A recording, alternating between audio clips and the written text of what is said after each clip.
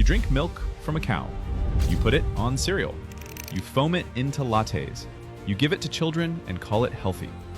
Now picture this. Someone hands you a glass of dog milk. You're disgusted, obviously. But why? It's milk from a mammal. Higher protein than cow milk, more calcium, richer fat content. So what makes one normal and the other unthinkable? That question sounds like a joke, but the answer takes you to some of the strangest places in human history, and it starts with an uncomfortable fact. Chapter 1. You're not supposed to drink milk. Every mammal on Earth produces milk, but only for its young, and only until they can eat solid food. Then the body stops producing lactase, the enzyme that breaks down milk sugar, because there's no reason to keep making it. Milk is baby food. It was never meant for adults. Around 68% of the global population can't comfortably digest a glass of milk. Most of East Asia, most of Africa, most of South America. Every adult mammal on the planet is effectively lactose intolerant, and for most of human history, every adult human was too. Now, if you're in that 68%, you've probably been told to just drink soy milk instead, which is fine, except soy milk isn't milk. There's no lactose in it because there's no milk in it. It's bean water. If we were being honest, we'd call it something closer to nut juice, but nobody wants to pour nut juice on their cereal. So we called it milk, and everyone agreed to never think about it again. But if you can drink actual milk without your stomach turning inside out, you're not normal. You're the mutation. Chapter 2. The Mutation. About 10,000 years ago, humans started domesticating cattle. Not for milk, for meat and labor. Most people couldn't digest raw milk, so they fermented it. Cheese, yogurt. These weren't delicacies. They were a hack, a workaround for a product their bodies couldn't handle. Then, roughly 7,500 years ago, a mutation appeared in early Europe.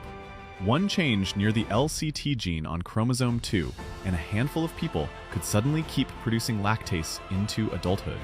They could drink raw milk without getting sick. Clean calories in an era of constant famine. Hydration when water was unreliable. Fat, protein, sugar, calcium, renewable every single day from an animal you already owned. That mutation spread with shocking speed.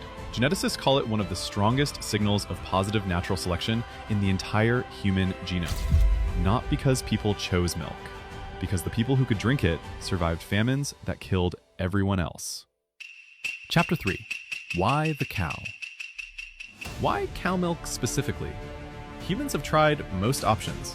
Goat milk, sheep milk, fermented horse milk fueled the Mongol Empire. Camel milk is still a daily staple across North Africa. The cow won for boring reasons: volume, temperament, and diet. A goat gives you a few glasses a day. A cow gives you enough to fill a bathtub every week. They're docile, they stand still, they eat grass, something that grows everywhere and that you can't eat yourself. The cow didn't win because its milk is the best. It won because it's the most scalable. But here's what changes how you look at every carton you've ever bought. A cow only produces milk after giving birth. To keep the supply going, you keep cows pregnant, continuously.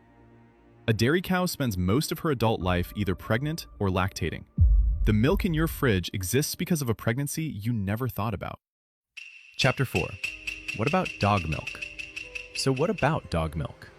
Nutritionally, it's impressive. Twice the protein of cow milk, higher fat, designed to grow a puppy from newborn to fully mobile in 6 weeks. The problem is everything else. A dog produces only enough to feed her litter, with nothing left over. You'd need to be faster than the puppies.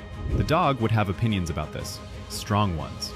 To match the daily output of one cow, you'd need 60 to 80 lactating dogs, all simultaneously nursing, an entire farm, infrastructure, staff.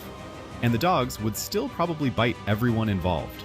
Dog milk isn't weird because it's gross. It's impractical because the dog is not a useful dairy animal. The cow is. That's the whole answer. Chapter 5.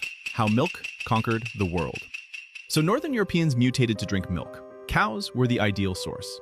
But that doesn't explain how milk became a global symbol of nutrition, even in populations where most people can't digest it.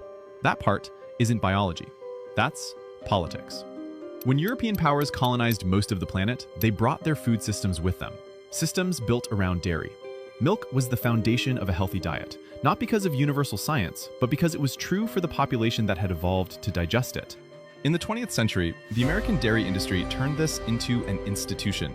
Subsidized school milk programs, dietary guidelines recommending 3 glasses a day, ad campaigns that made milk synonymous with strong bones and healthy children, all built on research conducted primarily on European-descended populations. The 68% of the world that couldn't digest it, largely invisible in the data. Chapter 6. The real answer. So why don't we drink dog milk? Not because it's disgusting, not because it's unnatural, just because it never worked. Cows were easy, dogs weren't. That's it. One animal fits into human life a certain way, the other absolutely does not. And somewhere along the way, that became normal.